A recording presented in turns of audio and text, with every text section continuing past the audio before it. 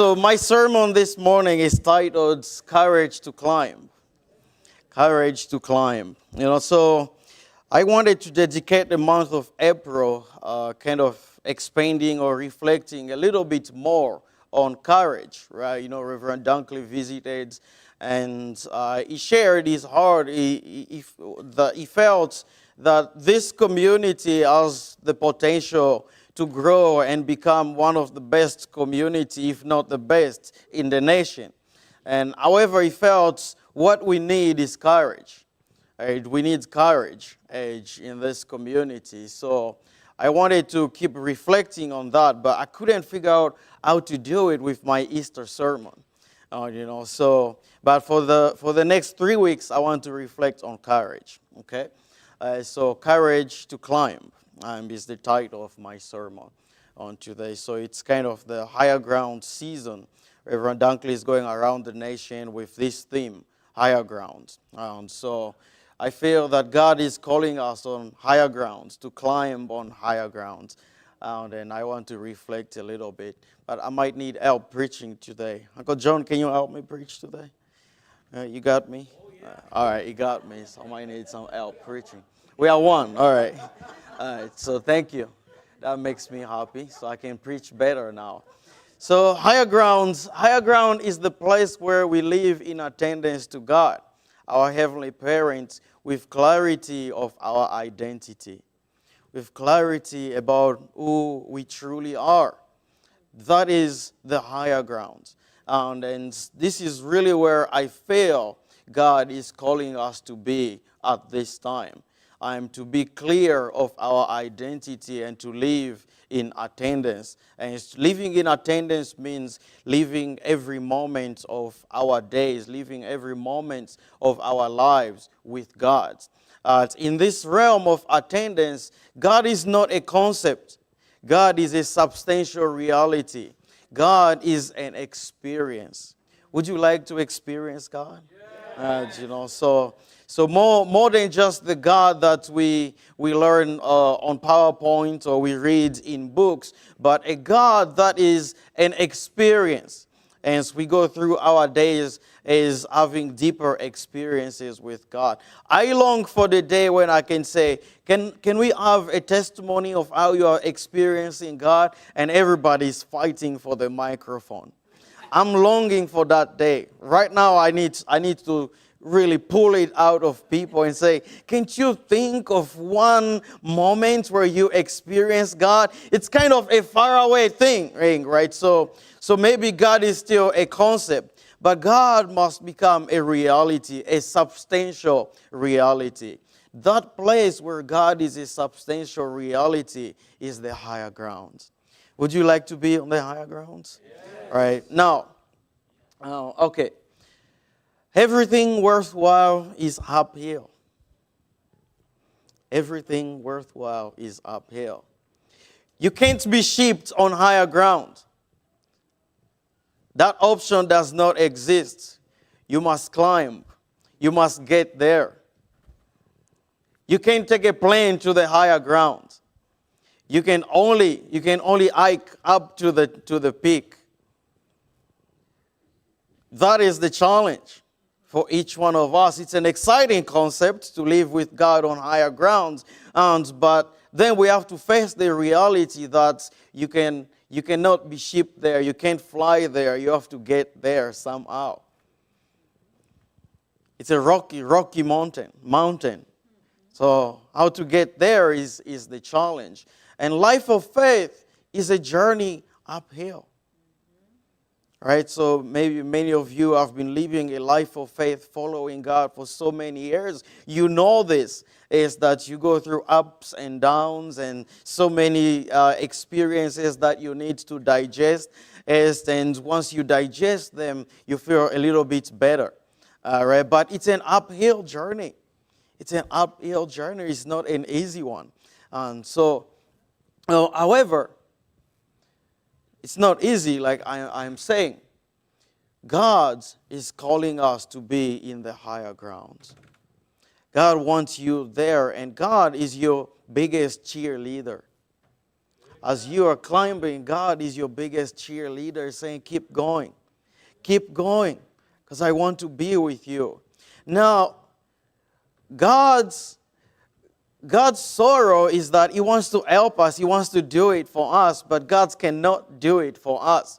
Because it is through the challenge of climbing, going uphill, that we grow, that our character is developed. So all that God can do is cheer us on. So all God can do is say, Randy, keep going. I know it's hard right now, but keep going. That's all God can do. But when we give up, that is God's biggest heartache.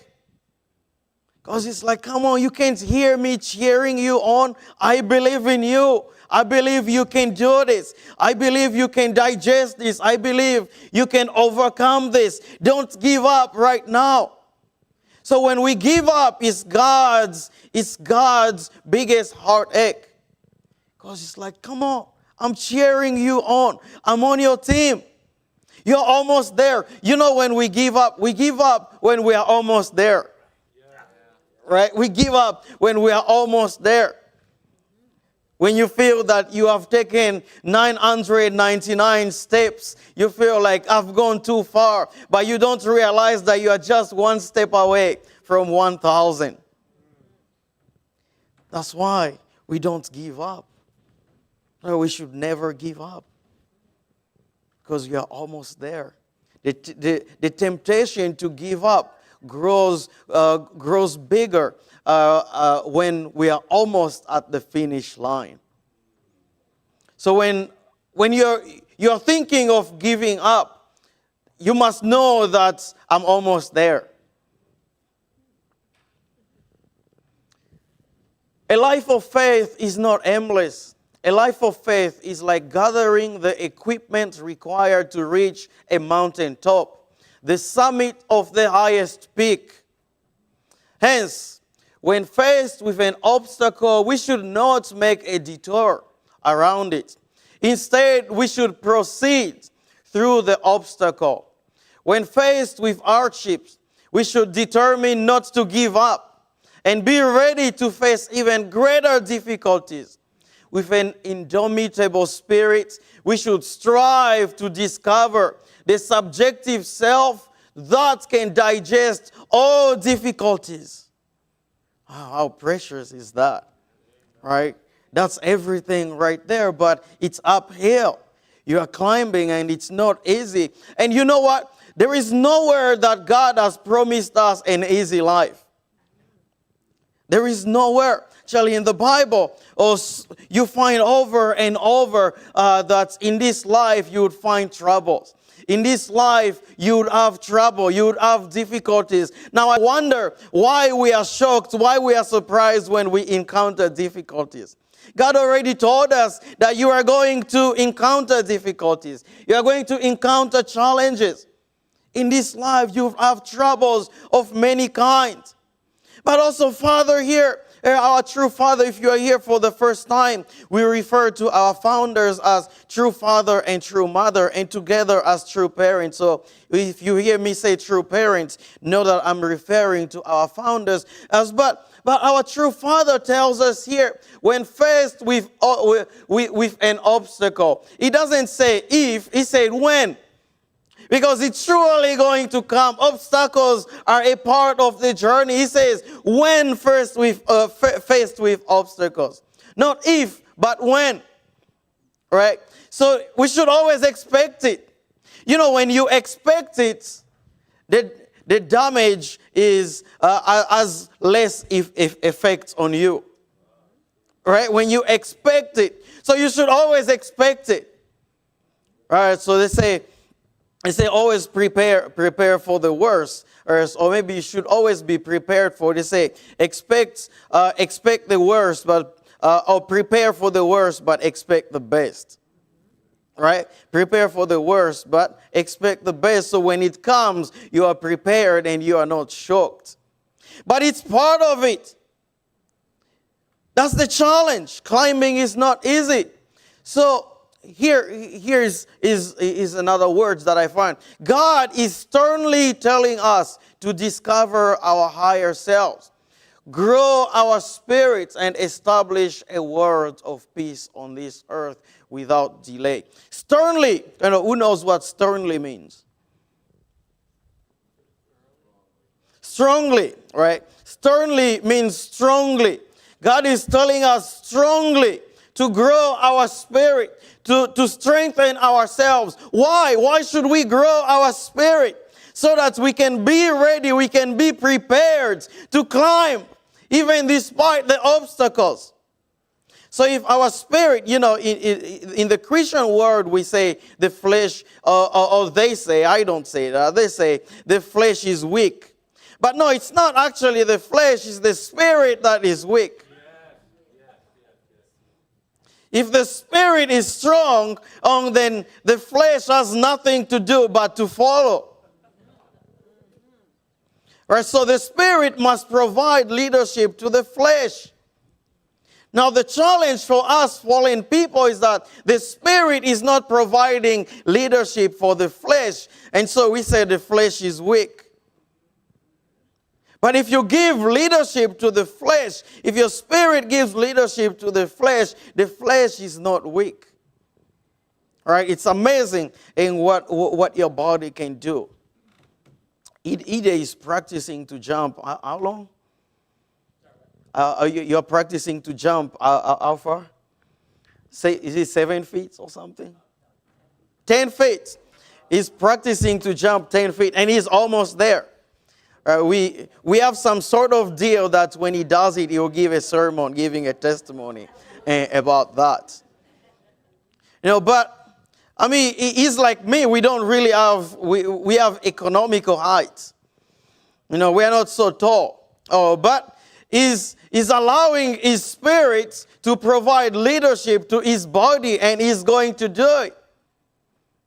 So, Father is saying, God is telling you, be strong in your spirit so that you can climb, so that you can overcome obstacles. When they come, they don't stop you, but they encourage you. You can feel that, wow, I've been training for this.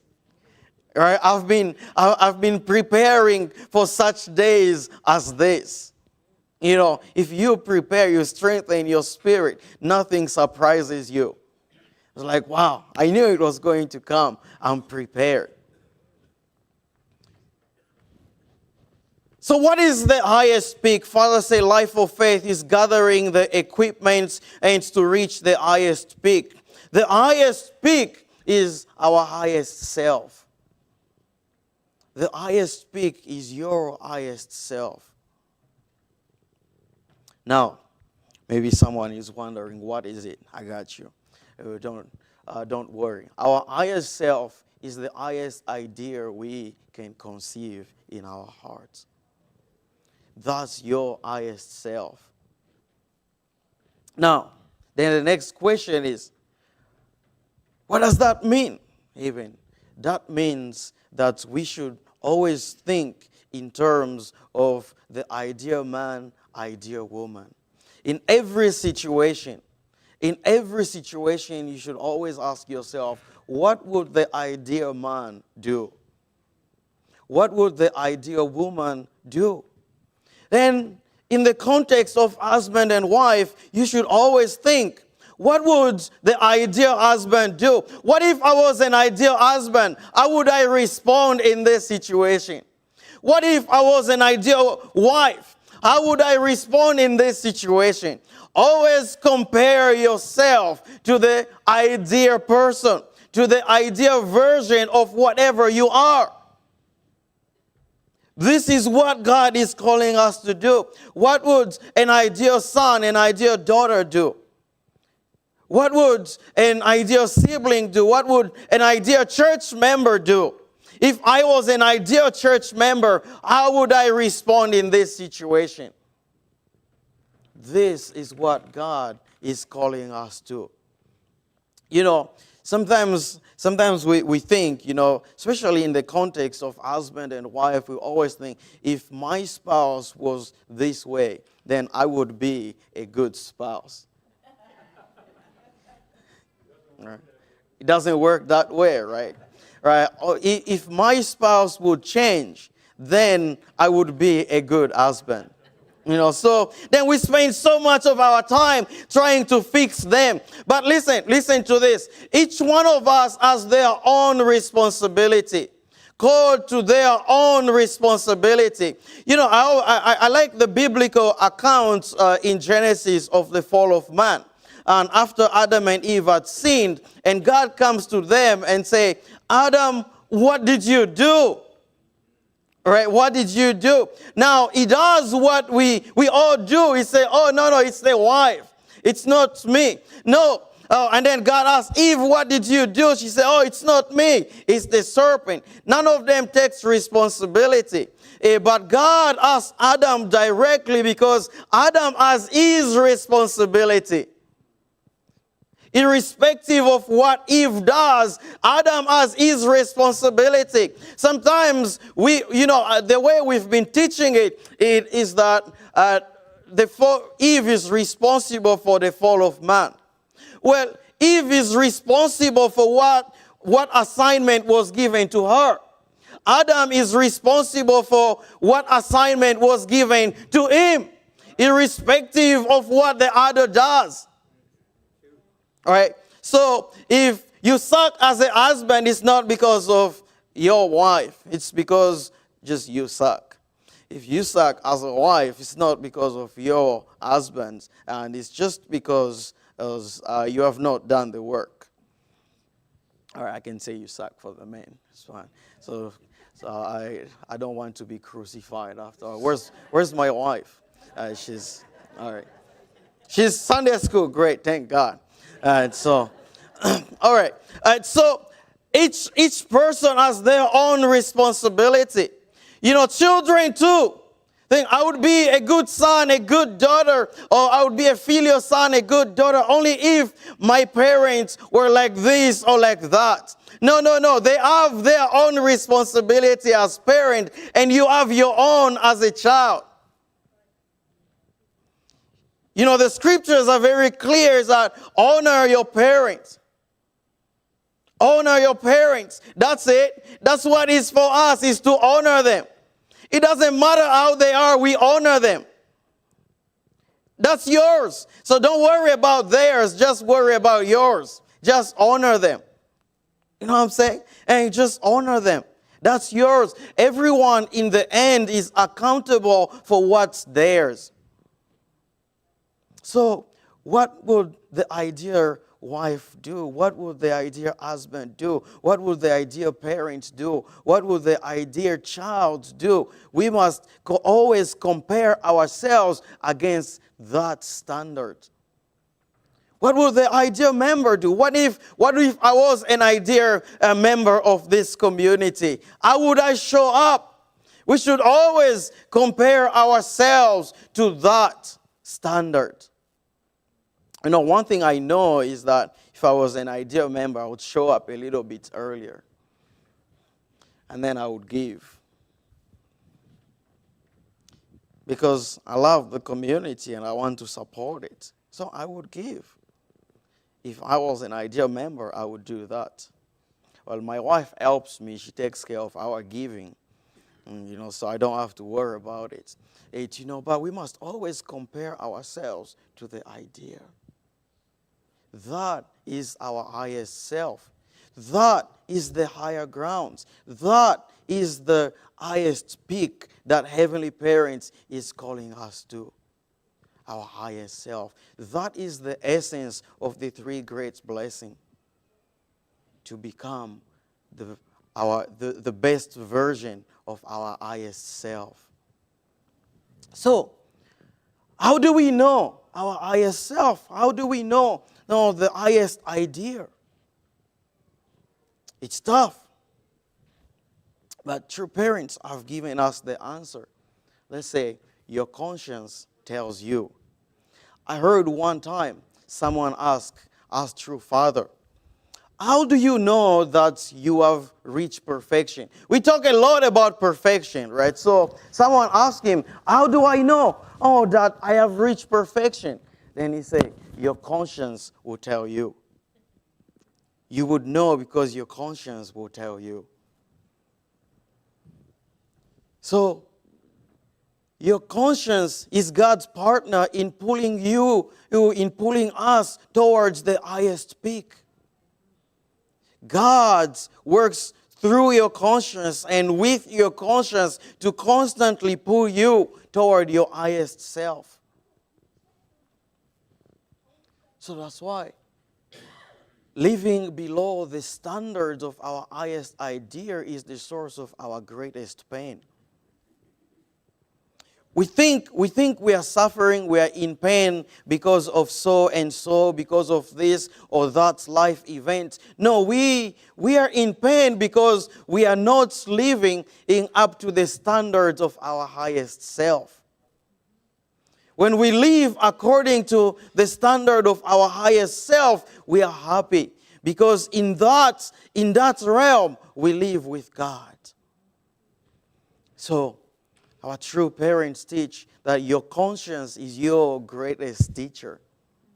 Your conscience is your greatest teacher. And therefore, you should live according to the voice of your conscience.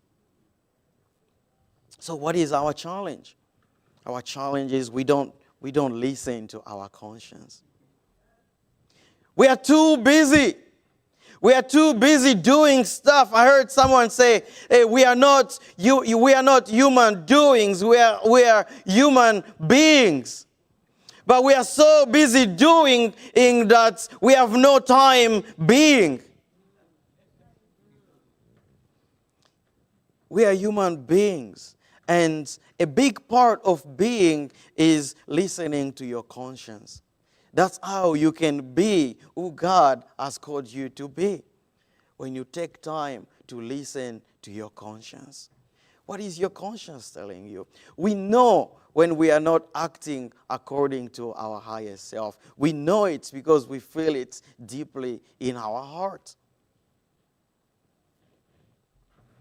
You know, one time, kind of a couple came to me and they were having challenges, and then I asked them, if you were a perfect husband, a perfect wife, how would you respond to this situation? And they knew it in their hearts. Because, I would be more patient. I would forgive. Like, okay, you know it. We are done here. We know it when we are not acting according to our highest self. So we must take time. We must take time to listen to what our conscience is telling us. Because your conscience knows. Your conscience has a best friend type of relationship with God. So God has told your conscience everything.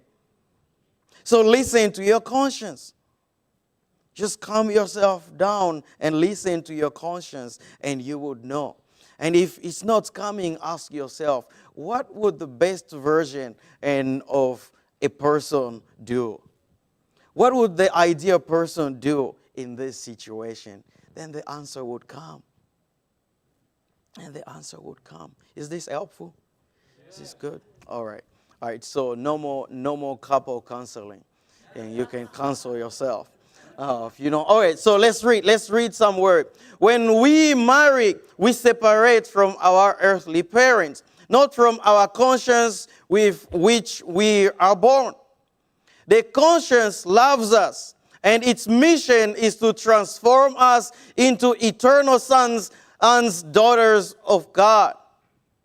The desire of the conscience is to occupy the absolute center. The conscience does not need a teacher.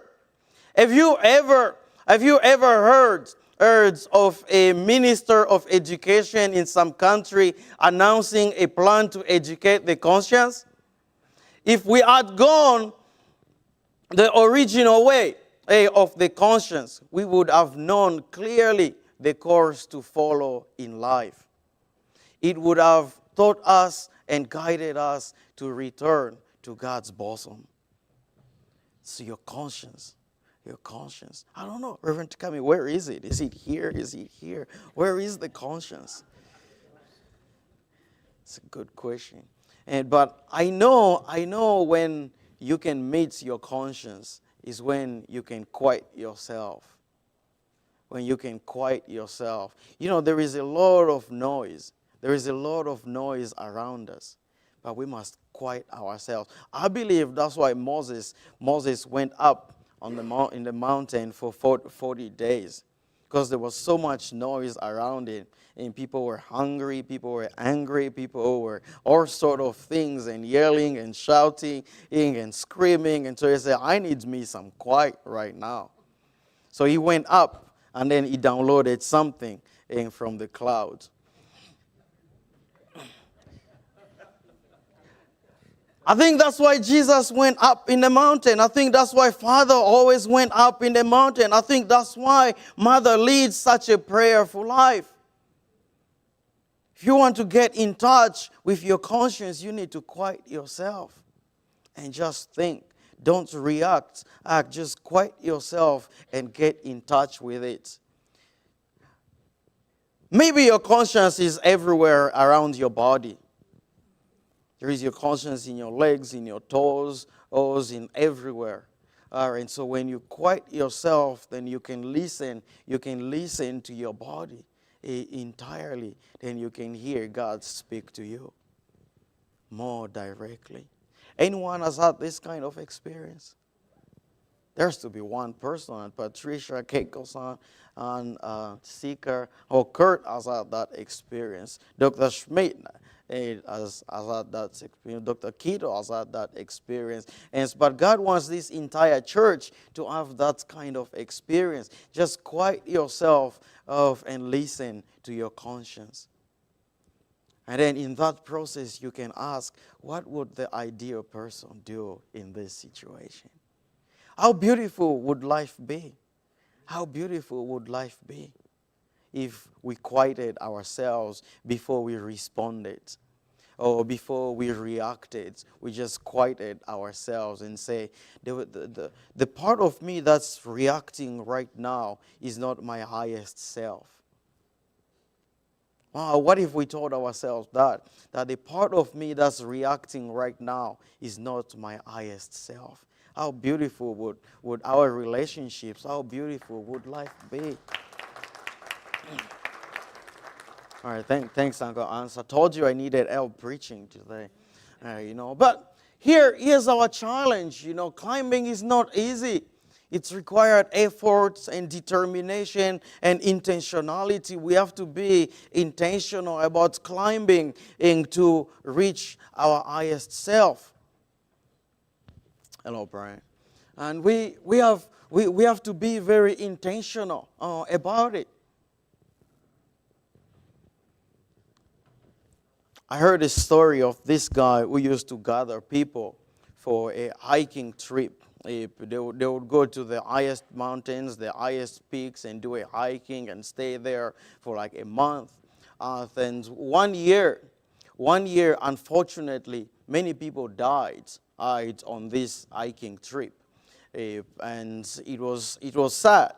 It was a sad news. But then the following year, there he was recruiting people again and to keep going, to go hiking again. And then so he was invited on this TV show, and he was asked, it's like, well, with what happened last year, why are you still going?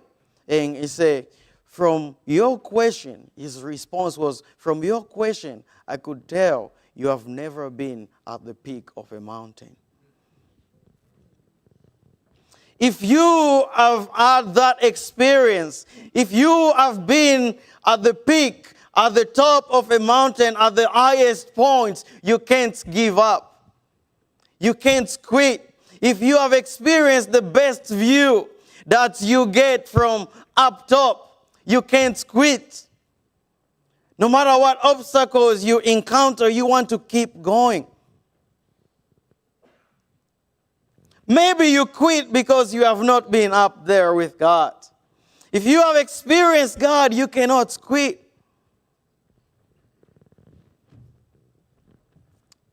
God is cheering us on. He said, keep going. Come on. You can do it. God wants us to go to that place where we can have that experience, that heart-to-heart experience with Him. When you can say, Heavenly Parents, and you can hear God directly say, my son, my daughter. How beautiful it does. It's like a dream. I want to be there. I want to be there. What must we do to reach perfection? All right. Here you have it. What must we do to reach perfection?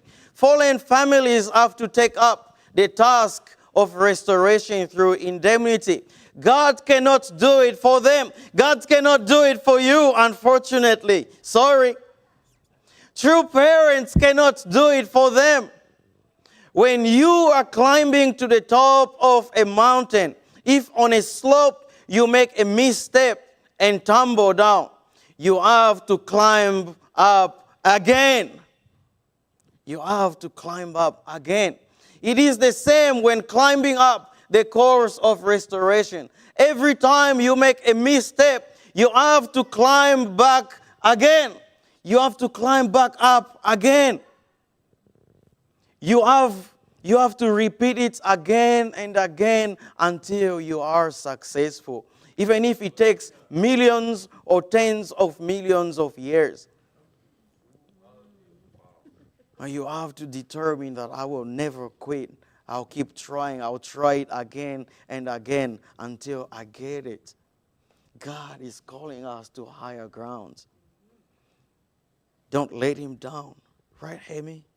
We have to go to higher ground. I think she lives in the higher ground. Everything depends on oneself.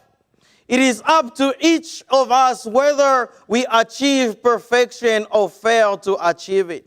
It is the same regarding whether we succeed or fail in life. Our life of faith is no different. Although our faith may be constant throughout our life, our conscience urges us to strive after ever higher goals. Reaching the highest standard is, however, no ordinary undertaking. The higher we climb, the closer to the peak we are, until ultimately we realize that everything ends in unity. It is difficult, though, to reach that point of oneness. Historically, our conscience has sought the purpose of goodness. Yet, the perfection we desire as human beings still eludes. But whether we reach it or not is up to each one of us. So, we need courage as a community. We need courage. When faced with an obstacle, we should not make a detour around it. Instead, we should proceed through the obstacle. When faced with hardship, we should determine not to give up and be ready to face even greater difficulties. This is God's calling upon us. This is God's calling upon this community. What would the best community, what would the ideal community look like? Yeah, we are not there yet. But we have to keep going. We have to keep believing. We have to keep pushing until we get there. But we cannot give up. We cannot say, oh, we have tried this. It doesn't work. Well, try something else. But keep going. No matter what, don't give up. We should not let God down because God is our cheerleader. God is cheering on this community and He's saying, have courage right now. Have courage to climb higher. Do you have courage to climb higher? Do we have courage as to strive for the highest idea that brings us joy? Or not trying brings us regret. You know, either way, there is a price. The price of not climbing is regret. The price of climbing up is some pain, some temporary pain. And joy, right? There is joy in the process, but sometimes there is pain. But we must climb. You have to choose. Right? Father would always say, you want to live the rest of your life in agony? He would always ask that. You want to live the rest of your life in agony? So let's choose, which kind of pain do we want? The pain of staying where we are or the pain of growing? You have to choose growing, right? Thank you. At least one person. Can you move here? Or can you not go back to New Jersey? Jeez, I want one person who believe it. God is calling us to climb to the peak. Climb to the peak. Each one of us must climb to the peak. Our families must climb to the peak. This church must climb to the peak. And ultimately, America must climb to the peak and live its highest potential as God's elder son nation. But it starts with each one of us. If you can climb to the peak, then America would climb to the peak. So the question that I have for each one of us here today, do we have what it takes to climb all the way up? Do you have what it would take to climb all the way up? If you don't, I want to invite you to pray for courage. I want to invite you to ask God to grant you the courage that you need to climb all the way up. But at the same time, you have to determine that I will not give up. I will never give up. We have to determine that. So here's my challenge for the week. Think about an area of your life you would like to improve. Ask your conscience, what would the highest self look like in this area?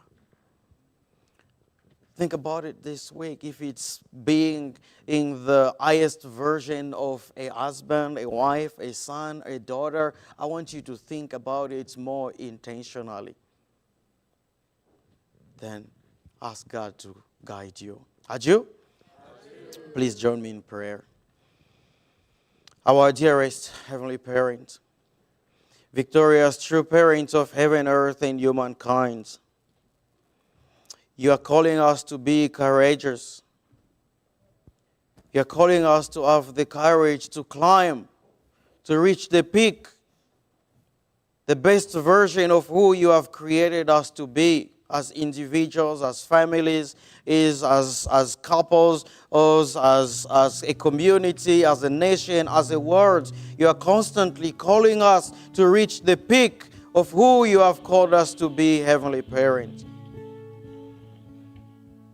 Today we are determining ourselves that we will not give up. We will go all the way up to the place where we can attend you as our Heavenly Parent, to the place where we can share a heart-to-heart relationship with you, where we can hear you speak to us directly.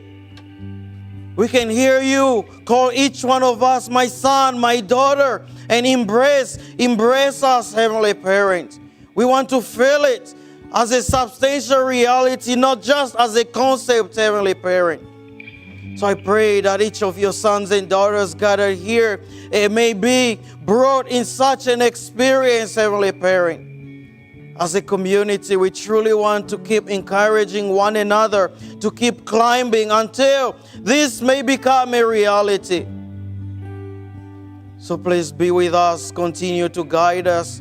Use the words that were spoken this morning to encourage each of your sons and daughters here. And if there was anything that you intended to speak, to share to your sons and daughters here, speak to them, Heavenly Parent, in the way that you alone know how to speak to them.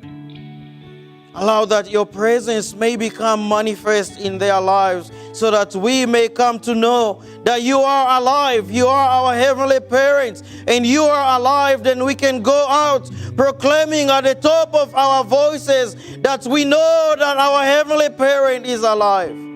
We want to grow in such conviction, Heavenly Parent. So I pray that you can receive if today's service as an offering from our hearts, and use it to further your providential will for each one of us, for our families, for this community, for this nation, for the world, for our true mother at this time. Receive this in my name, Hebangja, blessing through family, gratefully attending Holy Mother Anne. Thank you.